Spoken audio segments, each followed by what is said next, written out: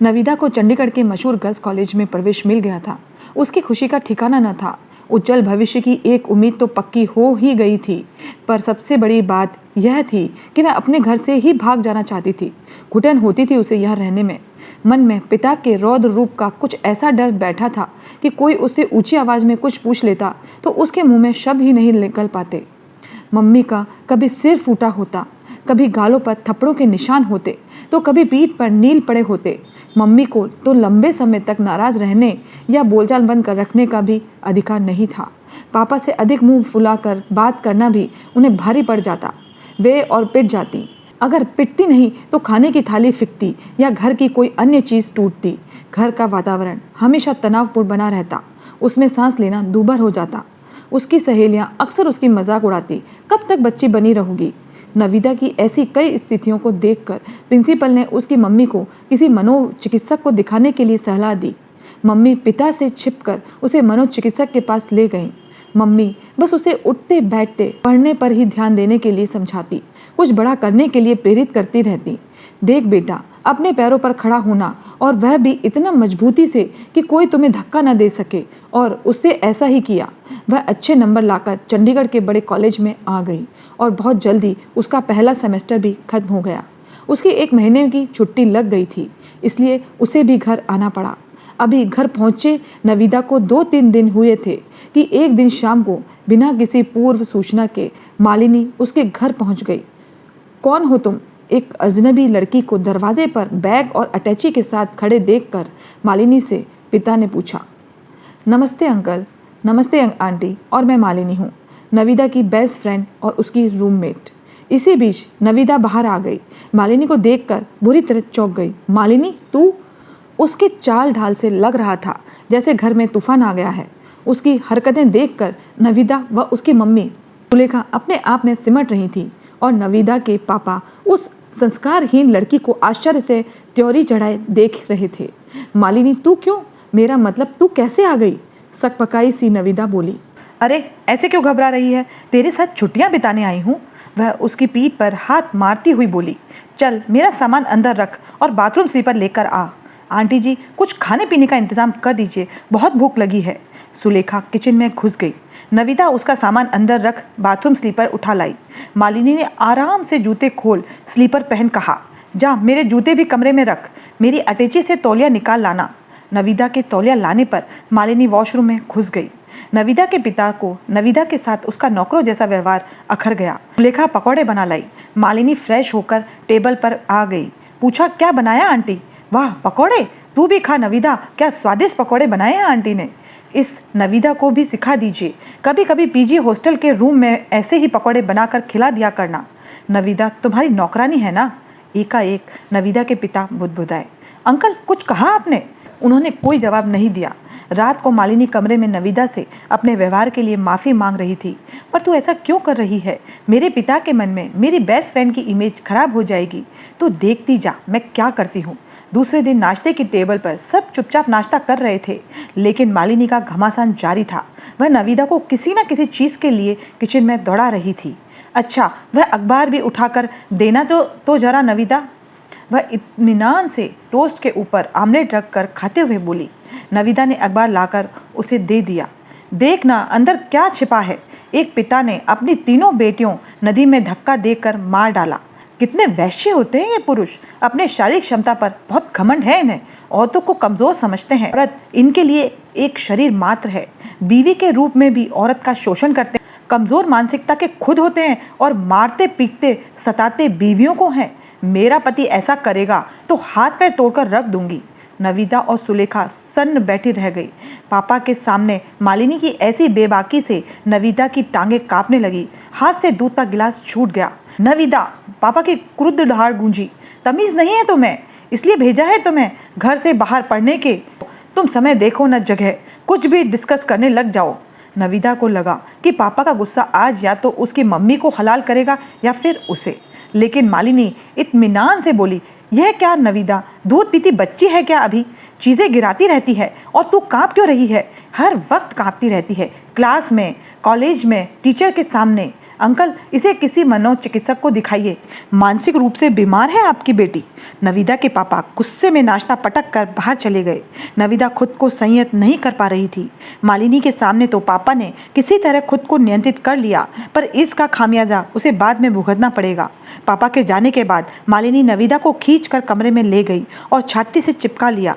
डर मत नविदा, तेरा डर ही तेरा दुश्मन है। अक्सर हमारे अंदर के डर का दूसरे फायदा उठाते हैं। तेरे घर का वातावरण और तेरे पापा के व्यवहार, क्रोध व जातियों के ने तेरे अंदर डर भर दिया है और मैं तेरा यह डर दूर करके ही रहूंगी। नविदा देर तक मालिनी के कंधे पर सर रखकर रोती रही। उसके पापा इस कुसंस्कारी, दिशाहीन, वाचाल लड़की को जितना अपनी नज़रों से दूर रखना चाहते, वह उतना ही उनके आसपास मंडराती। नविदा मन ही मन कामना कर रही थी कि मालिनी के रहते हुए घर में कोई अप्रिय स्थिति ना खड़ी हो। एक दिन एकाएक नविदा के फ़ोन पर किसी लड़के के दोस्ताना मैसेज आने लगे। वह कोई गलत बात तो नहीं करता, पर उसके प्रोफाइल फ़ोटो पर बड़े प्यारे कमेंट करता, उसे दोस्त बनाने को उत्सुक दिखता। नविदा बहुत परेशान हो रही थी कि न जाने कौन लड़का है। प्रोफाइल पिक्चर देखी तो काफ़ी आकर्षक लगा। फिर मालिनी से अपनी परेशानी कही। पता नहीं इसके पास मेरा नंबर कहाँ से आ गया, कहीं पापा को पता चल गया तो। अरे तू इतना डरती क्यों है, कोई ऐसी वैसी बात तो नहीं लिख रहा है ना। इस उम्र में दोस्ती थोड़ी बहुत ऐसी हल्की फुल्की बातें जायज़ हैं। यह सुनकर नविदा नहाने चली गई। मालिनी ने नविदा का मोबाइल उठाकर चुपचाप लॉबी में अखबार पढ़ते उसके पापा के सामने टेबल पर रख दिया। मैसेज लगातार आ रहे थे। लगातार बजती मैसेज टोन से परेशान उसके पापा ने नविदा का मोबाइल उठाया और चेक करने लगे। किसी लड़के के मैसेज नविदा के मोबाइल पर, और वे भी ऐसे दिलकश अंदाज में। साथ ही उसने अपने कई फ़ोटो भी भेजे थे। उन्हें समझ नहीं आया कि पहले मोबाइल पटके या नविदा को या फिर मालिनी को घर से निकालें। बस बहुत हो गया, बाहर रहकर पढ़ाई। नविदा, सुलेखा, वे बहुत ज़ोर से चिल्लाए। सुलेखा किचन से गिरती पड़ती बाहर निकल आई। अपने कमरे में बैठी नविदा को अपने पापा की इतनी ऊंची दहाड़ का कारण समझ नहीं आया, पर मालिनी को सब समझ आ रहा था। वह अपना सामान पैक कर चुकी थी। आज वह निर्णय ले चुकी थी कि नाटक से पर्दा उठाना है। जा, तेरे पापा बुला रहे हैं, मालिनी बोली। पर क्यों इतना गुस्सा? नविदा डर के कारण थरथर काँप रही थी। तूने फिर कुछ कर दिया क्या?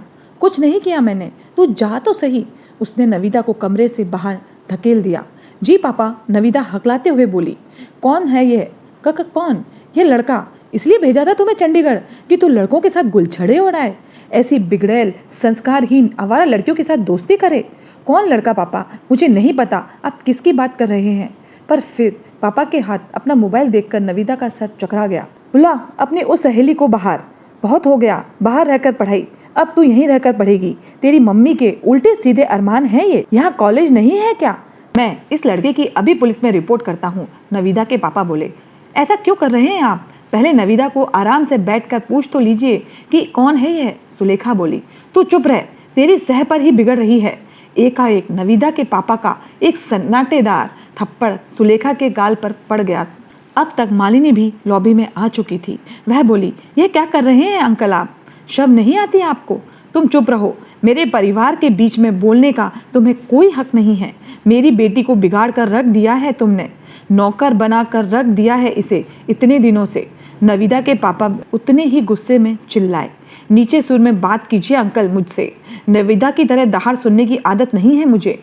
मालिनी तैश में बोली। अभी आप मुझे संस्कारहीन कह रहे थे, आप में कौन से संस्कार हैं? नविदा को तो मैंने नहीं बिगाड़ा है, बल्कि मैं तो उसे मजबूत बनाना चाहती हूँ। बिगाड़ा तो आपने है उसका भविष्य। कभी सोचा है जिस बेटी के मन मस्तिष्क में इतना डर भर दिया है, जो अपने ही घर में हर कदम पर हारती रहती है, वह घर से बाहर की दुनिया से कैसे जीतेगी?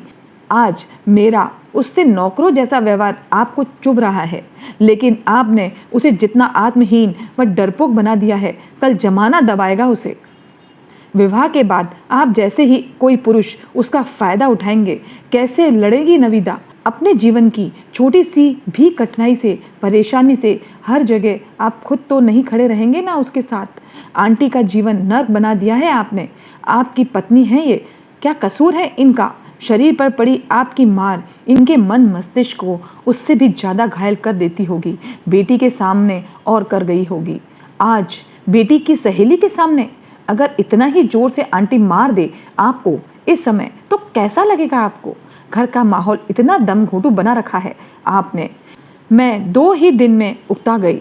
ये दोनों जिंदगी कैसे बिता रही होंगी? किसी लड़के से दोस्ती कोई गुनाह क्यों है आपकी नज़र में? कौन सी सदी में जी रहे हैं आप? और मुझे क्या निकालेंगे आप घर से? मैं खुद यहाँ रहना नहीं चाहती, पर नविता को समेट लीजिए अंकल। हर जगह मालिनी नहीं मिलेगी इसे। यहाँ पर तो मैं इसके साथ एक्टिंग कर रही थी, पर कॉलेज में जब मुझे ये पहली बार मिली थी तब एक्टिंग नहीं की थी मैंने।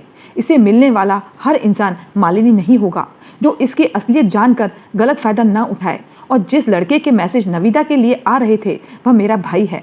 मैंने ही कहा था उसे, स्वस्थ दोस्ती कोई गुनाह नहीं होती। अब नहीं आएंगे मैसेज। इतना मत दबाइए नविता को कि उबरने में उसको पूरी जिंदगी खप जाए। कमज़ोर पुरुष हैं आप। जिस बात का समाधान नहीं सूझा आपने आंटी को पीट कर निकाला, और आपकी मारपीट व झगड़े ने नविता को मानसिक रोगी बना दिया था। आंटी ने छिप छिप कर इसका इलाज कराया। ऐसा ना हो आपकी ये हरकतें ये फिर मानसिक रोगी बना दे, और इस बार शायद हमेशा के लिए। कहते कहते मालिनी की आंखों में आंसू आ गए, कंठ अवरुद्ध हो गया। उसने नविता को एक बार गले लगाया और फिर भरी आंखों से एक प्रश्न चिन्ह मालिनी के पिता की तरफ उछालती हुई बाहर निकल गई। रोती हुई नविता अपने कमरे में चली गई। नविता के पिता हारे हुए खिलाड़ी की तरह अपनी जगह खड़े रह गए। सुलेखा भी एक घृणित नज़र उन पर डालती हुई नविता के पीछे चली गई। मालिनी वह सब कह गई थी जो वे दोनों वर्षों से कहना चाहती थी। नविता के पापा काफ़ी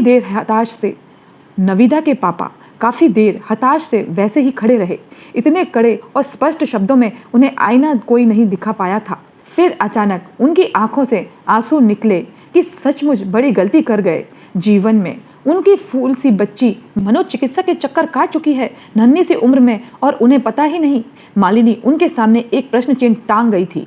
वे उठे और कमरे की तरफ चले गए, जो कुछ बचा था उसे समेटने के लिए।